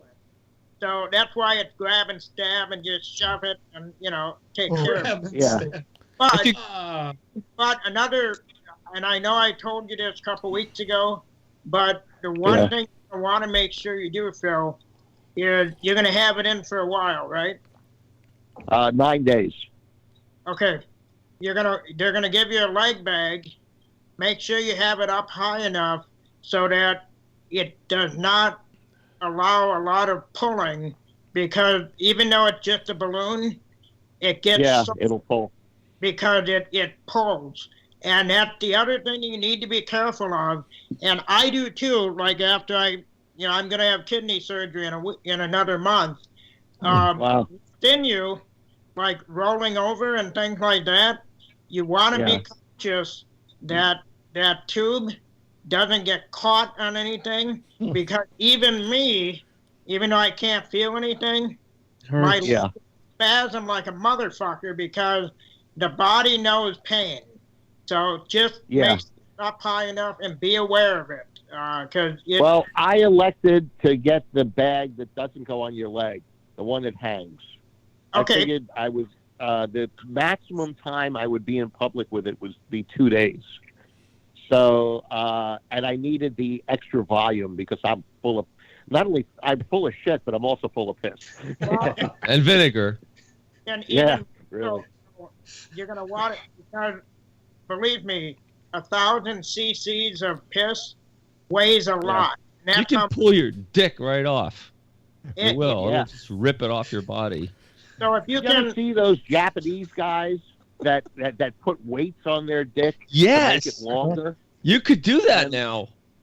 No, they don't do it to make it longer. They do it because it's a contest. Here's what Who can lift the most weight. Here's what I don't get. You know, it's bad enough they pull out your goddamn prostate, okay? But now they're making you go around with a tube up your dick for 9 days in a bag? I mean, some people do that for pleasure. Well, some people pay $50 a piece to do it uptown, but you know. Well, the choice is infection, I guess. But and I understand that removing the catheter too early can cause other problems. So I'm at peace with it. Peace. And and you know, thanks to Ray, my neck is fine. I was in that bed for 2 days, and the adjustments that I got on that upper cervical by that guy was wonderful. It's amazing, isn't it? So when do you leave the when do you leave the hospital? I left this morning at about 11. Oh, you left already? You're home. Yeah. I had the procedure on Monday, and they throw you out on Tuesday. Although it was very comfortable, I would have stayed a couple of extra days. I was. So what are you lying in bed right now, or? Yes. And where is the pee bag? It's hanging on the nightstand drawer. So as long as it's below my bladder, and my bed's a little on the high side, so I actually needed a step ladder to aid me to get up one step. Oh, the reason it has to be lower than your bladder, of course, is because then otherwise it'd be hard. It would drain. It wouldn't drain. Gravity doesn't. You'd be peeing up a pole. Well, isn't that kind of the good side of this? Isn't it fun that if you really have to pee, you can just do it? You don't have to pee. You just do it. Yeah. It's like being in a swimming pool. Yeah, but now it's like being in a swimming pool. Right. Well, now you pee in swimming pools. Now that you don't I have pee in the ocean. Now that you don't that's have fine. now wait a minute, hold on a second. Now that Everyone pees you in don't those. have the prostate, the good side of this is probably that you're not going to have to pee every 5 minutes, right? Well, yeah, we'll see. I mean, that's supposed to be a side effect of getting rid of the prostate. Well, it's not a side effect. It cures the problem of the prostate crushing in on your. But I would bet in the beginning that's not the case because you've got a bunch of swollen tissue. Yeah. Takes a while for that to. Take a while, yeah. That's why you still got the catheter in. But what do they what do they feel about? I wrote him. Yeah. I wrote the doctor to ask him if I still had my nerves intact. From a erectile point of view, and he hasn't gotten back to me yet because I know that he, since the anesthesiologist told me I was flailing 90-pound nurses around the operatory, I figured maybe he clipped them just to pay me back. Yeah. You've been a bad boy. You'll never get another erection again. Now, what have they told you? Have they told you there's always the possibility that you will get erections and you will be able to have normal sex? I think that's the carrot that they give you. But I'll see. the jury is out. Yeah, yeah. And like I said, I had 64 years. It was a good run. Incontinence, is that a problem? Going to be a problem? Do they feel?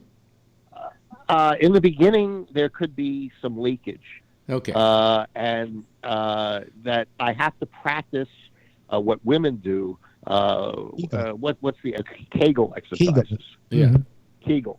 Yeah. And if I practice that, it'll help with leaking. And I'm not too worried about it. Boy, are we losing audience fast on this discussion? I'm doing Kegels right now. I actually do Kegels like the whole show. Yeah, you can't tell, but yeah. No, we still got 32 people watching. Well, now it's down to 29. No, it's 31. Well, 31. Usually, I would think that as soon as you start talking catheter, people start running for the hills. Exactly. It's not. Hey, Phil. Don't get that colostomy bag mixed up with your CPAP mask, okay? Thank you. Ooh. Wow. Yeah, exactly. Wow. Hey, where's Renee? This is like the all guys channel tonight. I know. Renee, come on. How can she possibly join in on this conversation? She fits in very well. I mean, there's some part of her that enjoys this. Next week we'll let's see here. What would be the woman's equivalent of this? When they have hysterectomy. What? Hysterectomy. Hysterectomy. Yeah, hysterectomy. That could be somewhat of an equivalent. Sure. Mammogram. Yeah.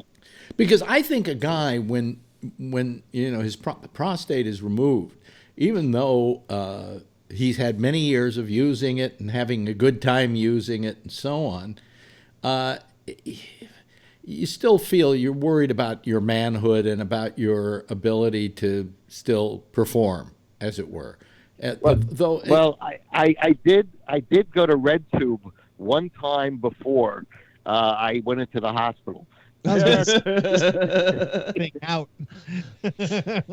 What's RedTube? Well, how's Faye taking this? How's Faye taking this? Because it affects her.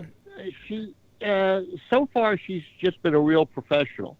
Wait a minute, a real professional? Who are you going out with? A hooker? Caregiving is something that runs in the Filipino community.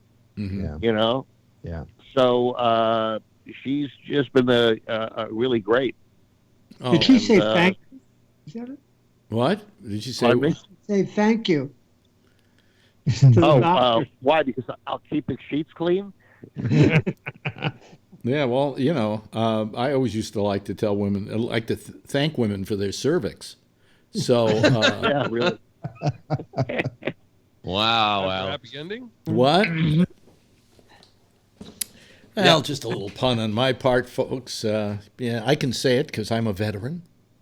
Well, we didn't lose anyone on that joke. No, we didn't lose anyone. We got one person amazing. on the joke. I heard you the other night saying something about Marjorie wants to cremate you. Yeah.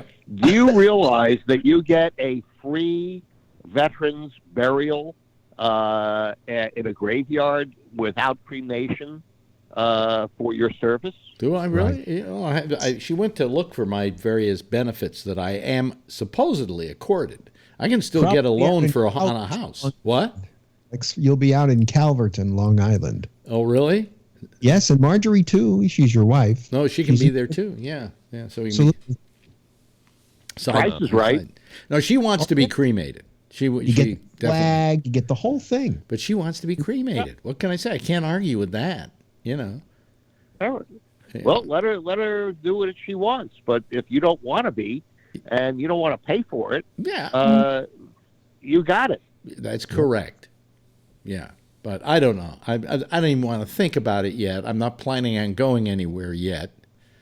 This is a great discussion, guys. Although this is time, it's great for this to happen to you when I'm about ready to go in for my yearly physical and get another PSA test, and worry about because it went up and then it went down, So I don't know. It could have been a slight infection, going up. No, it only went down 0.3 of a point, went up about a point, but it went down 0.3 when I got another one. But I always worry about it, and chances are it doesn't mean anything because I'm still down around a 2.5. So I'm, Yeah. You were up around a 16 or something. Well, I went up to a 16 because of the infection. Yeah. And then when I took Cipro, it went back down to about a 9. Yeah, but that's still questionable. That's still pretty high. Yeah. Yeah. Oh yeah, yeah, I had a really bad prostate infection once I was in the hospital. They gave me that Cipro for a week. Yeah. Thank God. Yeah. I think I would have died. Yeah. Or they would have had to take it out or something. You sure you weren't acting? No, it was real. I actually had it. It was the most sick I've ever been in my life. Well, I just hate going to my urologist, not because of what he does. He sticks this sonogram up my ass. And I guess it's the best way to have a look around there to make sure, see if you can't find any cancer. But he also, on the bill, charges $400 for it. And anytime I go over there, how many fingers does he use? None. 1 or 2? None. He doesn't use fingers. Along with the scope. No, this is just a sonogram. He goes in there, looks around, and says, "Oh, you have some calcium deposits there, and blah blah blah, but nothing looks suspicious. Come back and see me in 6 months." What? If nothing looks suspicious, why? Well, because I want to stick this up your ass again and make another $400. Yeah. The time before, he didn't stick the thing up my ass. He wanded my kidney and my whole tract from the kidneys down with a sonogram, and then looked at the bladder, and they charged me $400 for that. And how long did both of these procedures take? If they took 2 minutes, I'm extending it. Okay. Well, when they were wheeling me past all the machinery that they had, I could see why stuff costs what it costs. I don't know what this Da Vinci thing costs, but it's got to be expensive. It's what they remove the prostate with. Yeah. And the robotic thing. And then the doctor, Indian doctor, Dr. Sethi, very nice guy, wears a turban, and really good demeanor. Yeah. At 10 minutes to 6 in the morning on Monday, he was there. He came into my room at 8 o'clock at night. He was there. He hadn't left. Well, you don't know that you don't know that he hadn't left. I asked him. I asked him. I said, "You're putting in a really long day." He says, "Yeah." He says, "I had 2 or 3 prostatectomies." How long did yours take? It probably didn't take more than 3 hours. It took 3 hours? Well, he was throwing everyone around the room. Well, if I wasn't throwing them, it was supposed to take 300 minutes. So what's that, 3 hours and 20 minutes? 300. Why did they figure 300 minutes? How do they come out with that? It's like 5 hours, 60 times. Well, wait a minute. 300, 3 times 6, 200 minutes. Okay. 200 minutes. So that's, it was 3 hours and 20. 20 minutes. Yeah. Now, they figure it that way because I guess they can charge by the minute instead of the hour. They make more money. Boy, I wouldn't think that operation would take that long. But you never know. Who was it? Who was it that I was talking to? My wife with the pancreatic cancer. My ex-wife Ronnie. She was. I think I heard her say 14 hours. It may have been more. Yeah, I thought you said 17. But it might have been 17, something like that. I'm just wondering. I'm sure the doctor isn't there for every minute of that. I mean, he would be so exhausted. He probably has. Am I right, Jeff? A doctor he passes it off to that does certain parts of the procedure. Yes, but I have seen one guy work 10 hours without moving. Without even taking a leak? Unbelievable. These guys are crazy. Did he have a catheter? Yeah. And I saw a guy go to take a piss, and he didn't even really leave the room. He had a nurse had a bottle and right in there. He had a bucket or something. Yeah. Did he wash these his guys hands? are Bucket. trained. For a place that's supposed to be sterile, work to for pee hours in and a hours. bucket and then Well, pee is sterile. Yeah, pee is sterile. Yeah. actually. That's why I drink a glass every morning with a plus raw they- egg. They put new gloves on and all that. Yeah. Yeah. Are you a doctor, Jeff? No, Jeff. No, I'm a guy who developed medical devices. Oh, okay. Oh, so's my brother. So I'm an engineer. Oh, okay. And so the tools that Phil is using, I'm very familiar with them because a lot of the people who I work with work at Da Vinci right now. And I'll tell you, he's you know, in some ways, Jeff, you're kind of a hero. Think, how many lives do you figure through your work you've saved? Oh my God! As far as hernia, I probably did more hernias than anybody else in the world from the devices that I developed. Really? That's so good. Hey, Alex, maybe you'll get a discount on your next hernia. Yeah, well, I have a hernia, so I have to do something about it eventually, but it's not. Yeah. I mean, matter of fact, Da Vinci uses a hernia device now themselves, Really? so they can do it too. Yeah. Yeah, it was. Ray? I just wanted to say to Jeff, I think it's great. You know, my brother does the same thing that you did, or you still do. He's a mechanical engineer, and he invented a thing for the vein in your that goes like behind your heart there. I don't know, but it's And my dad, it's like a thing to keep it open so you don't like die. And my dad has it in him. My father has it. The thing my brother invented is in my dad, and it saved his life. Isn't that? Wow. I know, it's amazing. But it was just coincidence. It was just coincidence. Wow. Yeah. Incredible. Do you know who I knew once? I used to know a guy whose father everybody knows. And his name is Dr. Heimlich. Mm-hmm. And when I met him, you met him too, didn't you, John? Didn't you meet him? I think so. He came around Midnight Blue a couple of times. And Really? I don't remember that particularly because it was before anybody had heard of the maneuver. No, the maneuver had happened already. And I met his son, and I said, "Your father saved millions of people. I mean, just by simply, it wasn't like he invented a machine. He just invented a process of getting stuff out of people's windpipe." I've used it twice, and it worked both times for two friends of mine. Really? Wow. Yeah, I was surprised too. It's like, holy crap, this actually works. No, this guy, and I said, your father's a hero. And he says, yeah, I know. It's a hard thing to live up to. So.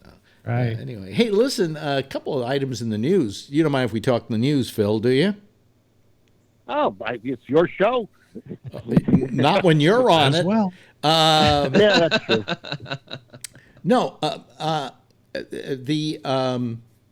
the thing that got me this weekend was the most recent speech by Dear Donald about he wants to use capital punishment on certain drug dealers. I like it. What? I like it. Duarte wants the same thing. I think that'll help stop drugs. Oh yeah, no. Sure. Hey, these people are killing people out there with their illegal opiates. You know. Well, then wait a minute. Then by that definition, shouldn't we execute all the drug company leaders? Because they're the ones who are producing. Wait a minute. Hold on a second. They're the ones that are producing. They're the ones who are producing the opiates. You agree? We should. No, I'm talking about the poppy field guys. Wait a minute. That's heroin. That's not. They don't show up here. That's not opiate. That's not the same opiate. Wait a minute. The poppy field guys are in Afghanistan, Phil, not Guatemala. Afghanistan. He's talking about the opiate field. I'm not a big purchaser of these poppy field products. So I'm not exactly. But that's not what he's yelling about. He wants to go after people who are like selling underground oxycodone and OxyContin and things like that. Well, he even mentioned doctors under his breath today. Oh, really? Good. Crooked doctors. He said crooked doctors. Oh my God! Put them to Have death. you seen his doctor? He looks as crooked as any doctor I've ever seen. Dr. Vinny Bambutz adjusted his weight. Well, maybe they'll get mine before I have to pay the bill. Yeah, but like for instance, there are people in this world who need pain medication. My wife being one of them. She's watched and you're one too, Kevin. And you're watched very carefully by your pain manager, right? I mean, they make sure it's a pain. But they make sure you don't do more than a certain amount, Yep. It's all right. But I would hate to see the day come when a guy like Donald Trump forces people to stop producing these drugs, and my wife has to be in pain. Where you're getting that? He's not stopping anyone. Well, I mean, my question is, it turns out that a lot of these drug companies are drug dumping. I object to that one because a friend of mine has gone to the VA up in Reading, and he was just shut down. He went to the VA up in Reading, and he went there, and he's been going there for his pain meds. He was hit by a truck, and he went in there to get his pain meds, and they said, "No, we're not doing that anymore." That's right. Maybe he's now addicted. He has nothing. Maybe he doesn't need the pain meds. What he needs is Did he you was hear, hit by a fucking truck. Did you hear what Kevin said? They They said we're not doing that anymore. They weren't saying just to you. They were saying they weren't doing that anymore. Period. Not just to the guy, but to anyone. So the VA needs more funding, obviously. Whatever. Phil. All I know is that I've had 3 doctors stop doing this guy, it. I've had to go around. Now I feel like I'm looking for a drug dealer. Yeah, you got a tube stuck up your dick, and you still got a stick up your ass. I had a trumpet up my nose. And what were you? There are so many people that who were prescribed opiates or benzodiazepine medication. The insurance company cuts them off. They can't get it anymore. They're addicted. They were doing what the doctor told them to do. They absolutely need it. They got to go out on the street, buy heroin. They don't know what they're getting. There are like 50-year-old yuppies in Silicon Valley dying because of that. Now, whose fault is doing that? But I mean, there are. I know, but there are people falling off my foot right now. But there are people end up having to do it because they have the physiology where they get so easily addicted to it that if they don't get it, they feel like they're going to go insane. Is the solution to kill the people who are? I mean, is that the solution? Yeah. Alex, did they cut Marjorie off from her drugs? No, they haven't. But I know that one of our doctors has stopped us from getting certain things because he's afraid of prescribing it. Right. But she has a pain doctor, somebody who specializes in pain, much like I do by doing this program. But he specializes in alleviating pain, and so that's his specialty. And maybe Kevin's friend needs a pain doctor. I'll give you a good example. I'll give you a good example. That's where he was going. I'll give you a good example. We're on this new pill plan where we have to buy 90 days at a time, and we get it really cheaper, and we really save 2/3 off of our pharmacy bills. Mm-hmm. But when she wanted to get the sleeping pill, what's it called? Ambien? No, the other one. Lunesta? Lunesta, which I also have some of. We used to get he would give us 30 at a time or something like that. Now he had to say, okay, 90 of them to the pharmacy, and then the pharmacy said, we can only give you 15 at a time every 23 days. Correct. So so that's one of the newer laws, okay? Mm-hmm. And Lunesta is, I don't know if it's that dangerous a drug. I don't know. I don't find I've gotten hooked on it. In fact, I used Xanax to put me to sleep, a little shard of Xanax to put me to sleep sometimes. And the doctor's not afraid of Xanax, of giving us Xanax. It's weird. It's just very weird all the way around, and I don't know what to say particularly. Hey, Alex, just be careful with the Xanax because I take clonazepam because I had trouble sleeping like 15 years ago. Yeah. And my doctor had me taking it every night no matter what, and I'm completely addicted to it now, and I'm going to have to go through detox to get off of it. I go within a few months. Is that also called Klonopin? Yeah. Yeah, I don't. That's good stuff. Xanax, I have never. Yeah, but you got to be careful. I am absolutely addicted to it. I didn't have it for 3 days, and I almost had seizures. Well, I to begin with, I take only like a quarter of the pill, and I've not changed that in years. Okay, and I don't take it every night. I only take it when I feel I can't sleep. So that's how you're supposed to use it. That's exactly how you're supposed to. Yes, use Patrick. It. That's funny with the Klonopin. I take it as well, but it's for leg spasms. Yeah, right. It amazes me that one pill can be used for different things, and it zeroes in on it. And I have zero. I'm not addicted to it. I've had to go off of it a couple of times for different reasons. And how much do you take? What is it? 0.5 milligram? 10 milligrams, I think, something like that. No, 1 milligram maybe. Not 10. 10 would be insane, like way too much. It's all right. I was just wondering. But some people don't get addicted. It's great. But like me, I'm addicted. It too I took it for a 1 milligram. For a long plane flight. I took it for a long plane flight. A friend of mine gave me 2 of them. I went from San Francisco to Incheon, Korea, and I woke up 45 minutes before the plane landed. And then I went from Incheon to Sydney, Australia, and I woke up 2 hours before the plane landed. It was great. I put a little note: "Don't wake me. Leave me alone. Don't feed me. Just leave me alone." I did the same of the Philippines last winter. And what did you take? Wow! And there's no side effects. Rob, what did you take, Rob? Same thing. The Klonopin. Klonopin. Oh. Okay, so that's what I've been taking for 15 years. And it actually does nothing for me anymore. But if I don't have it, I literally go insane. Like over 3 days, I have to. One time I was somewhere where I forgot it, and I almost completely lost my mind. And you get those like electric shocks in your. My legs hurt. I was getting shocks in my legs, my body. I couldn't sleep. I felt like I was going to climb the walls. My mood was like all over the place. It was crazy. Wow. I couldn't wait to get home. I don't get anything like that with the Xanax. The only thing I've gotten recently that's got kind of bad, and then I found a way to solve it, was I get cramps in my legs. And I just found if I take magnesium, I don't get cramps in my legs. So you take bananas too. Well, bananas, but I also take potassium too. Yeah, but magnesium is really good for that, especially the newer ones that penetrate your brain better. The newer magnesiums.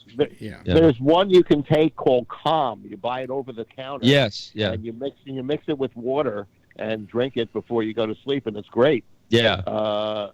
Yeah. No cramps at all. You had leg cramps too? Did you, Phil? No. It was just to relax you so you'd fall asleep. Yeah. Another thing I wanted to bring up here, and this is the sex part of the program, so put the kiddies in bed, okay? And we're talking about our president's sex life. The latest... Oh, gross. Man, does he hit some hot ones. See that Playboy bunny? Yeah. She was a playmate. And whatever. The difference between what you find hot and what I find hot are two entirely different things. She's pretty. Oh, I think. But this one has an interesting story to tell. Oh, she is pretty. She signed a non-disclosure agreement because she was approached by the National Enquirer, the publishing company from the National Enquirer, to tell her story to the National Enquirer and then sign a non-disclosure agreement so she wouldn't tell the story to anybody else. And she thought the guy that owns the National Enquirer is a friend of Trump. Yes, she thought they were going to sell the article. What they were doing was buying the article from her, having her sign this to put her, to silence her. And so she is now suing, say that this was all a canard to shut her up and that she's going to tell her story. And they're allowing... that happens a lot. And they're allowing the suit. He's going to have to answer to that. Yeah, she's suing the Enquirer. Yep. In fact, didn't they come up with something today? A judge said that she had the ability to sue, even though he was president of the United States at the present time.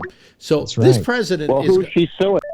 She's suing the president. She's suing the National Enquirer, and I think the president as well. So it's there's a lot of this stuff running around. Supposedly there are 9 women who have come forward. There's the woman who's also claiming that the one from The Apprentice. Yeah, I was just going to say. Yes. Right. Amorosa? No, not Amorosa. Different one totally. Brand new. Oh, was it Aubrey or something? Was it? I think it sounds right. Yeah. Who? That's right. Who I don't have a picture of? John I can Perulis. look on MSNBC. It's probably on now. Wait a minute, John Perulis. What happened to? Oh there no, he is. I'm okay. I have a big video shoot tomorrow, and I'm just charging batteries. Oh, down okay. Here. I just It's because okay. you use a black background, I didn't know whether we lost you or something. No. I'm still. We've been joined by Jack Bishop, whose show follows us at midnight Eastern Daylight Time. Yes, Jack. Just wanted to see if Phil was okay and say that Thank you. be sure and routinely change that stick up your ass. On the 9th, I get to move it from one side to the other, just like dental floss. Oh, really? Oh, okay. Yeah. Oh yeah. Yeah. Jack's picture is just Yeah. swirling around. We're getting the little swirl. That's what that is if you're watching us, folks. Let me do something about that. See if that makes it. There we sense. go. That does it. Yeah. There we go. I heard you guys talking about all these pain medications and things that you're on, and so am I.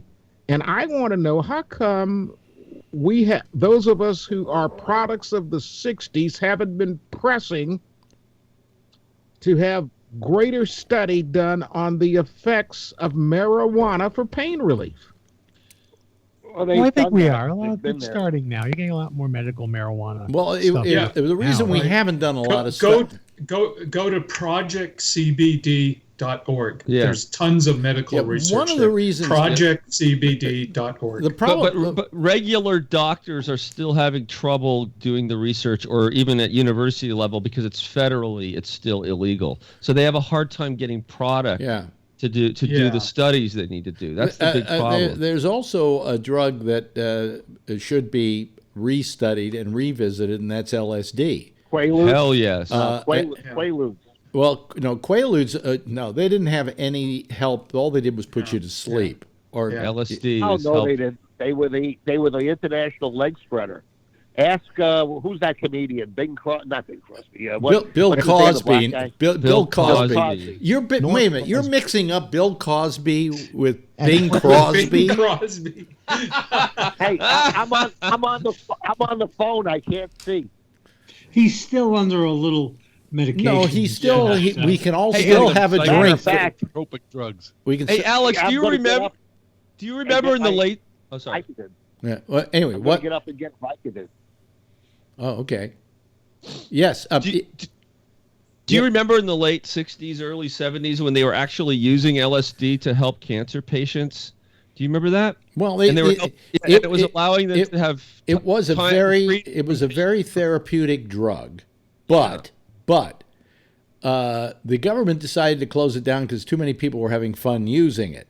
And what they did in the process was prevent anybody from being able to continue the studies on it. And where it was very valuable is that with LSD, and by the way, they have found that what was I seeing on? I think it was Sunday on the Sunday show. They had a show about the mind, and it came up this whole thing about LSD being used for people with Alzheimer's and so on.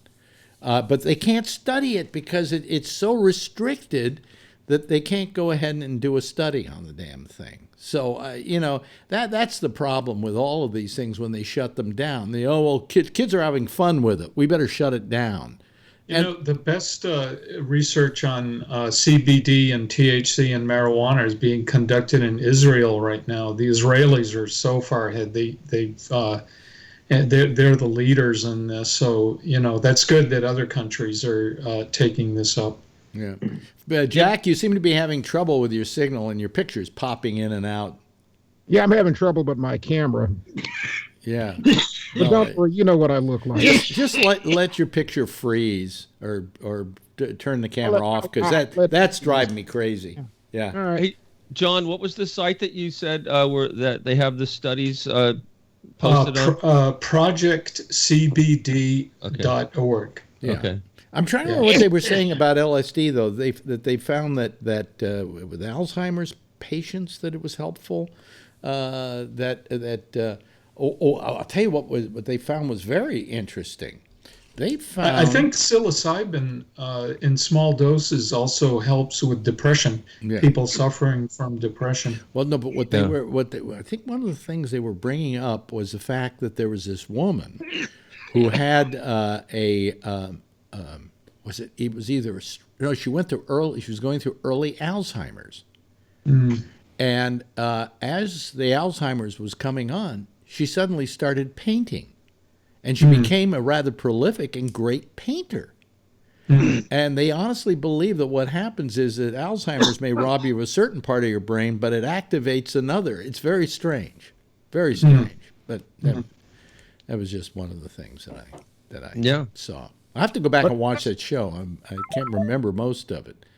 But unless Big Pharma has an interest in this stuff, getting research done, as someone said, is difficult at best and impossible in many cases. Yeah. The thing that convinced me that it was all a bunch of bullshit, and Alex, you probably remember this, when the American tobacco industry patented all the good names of marijuana, like Acapulco Gold and I believe you are giving in to a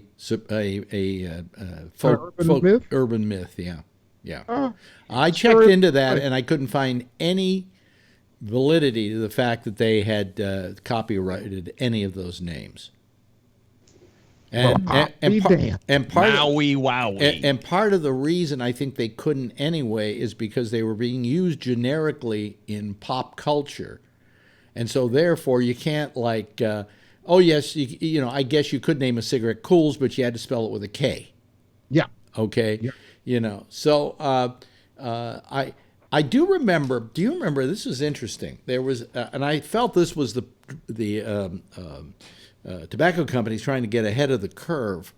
There was this tobacco, and you would buy the tobacco loose, and then it came with papers, and you would put it in this little machine, and then you would put in the tobacco, and it would roll. Yeah. It would roll. I remember those machines. You remember that? Zigzag. What was the name of it? Wait a minute. With somebody here. Beyond Zigzag. No, somebody here had the name for it. Laredo. Right. Yeah. And I said, this is the drug companies testing a machine that people would use to roll joints. Because I think they figured, and they should, that nobody wants pre-machine rolled pot. We want stuff that's got a dovetail joint on it. It's done with. And this was their way for people who couldn't roll of getting a way to roll it. And of course, we use those machines to roll pot. Sure. Yeah, but waste a lot of dope. You made a really big joint. Much bigger. You sure did. In those days, though, Rob, you had to make them that big for you to get high on them. It used to be all that Jamaican weed that you bought by the pound because that was the only way you could buy it and get any high at all. Yeah. Now these agriculturalists in Northern California have made pot so strong that, quite frankly, 2 puffs and you're out to the barn counting cows. Yeah. That's for sure. Yeah. I don't know how I came up with that saying, but you can use it if you want to. Counting cows. Counting cows. That's what I do to go to sleep. Don't you have a friend in Marin that owns a milk farm? Yeah, John. Yes, I do. Cows. Yes, John. Well, no, I was going to say with the thing about how strong pot is.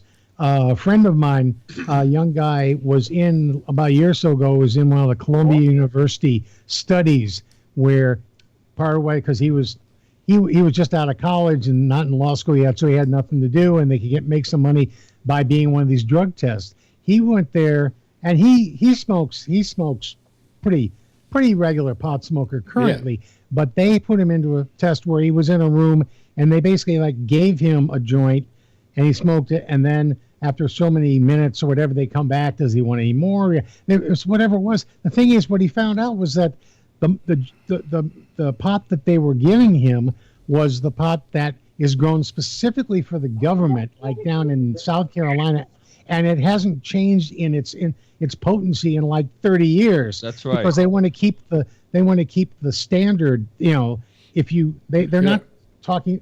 They're not changing with the times. They're saying, well, you know, the previous ones, they don't want to go up and down. He said, I barely got high on these things at all. I go home and have a joint the same size. I'd be just totally wasted. Yeah. He said, you know, what's considered the government okay pot I just is think, so weak compared to what they're doing now. I just think that there should be some kind of reward for all those gentlemen growers up at Mendocino who for years have been mixing the breeds of pot and stuff like that and coming out with these really great strains of pot.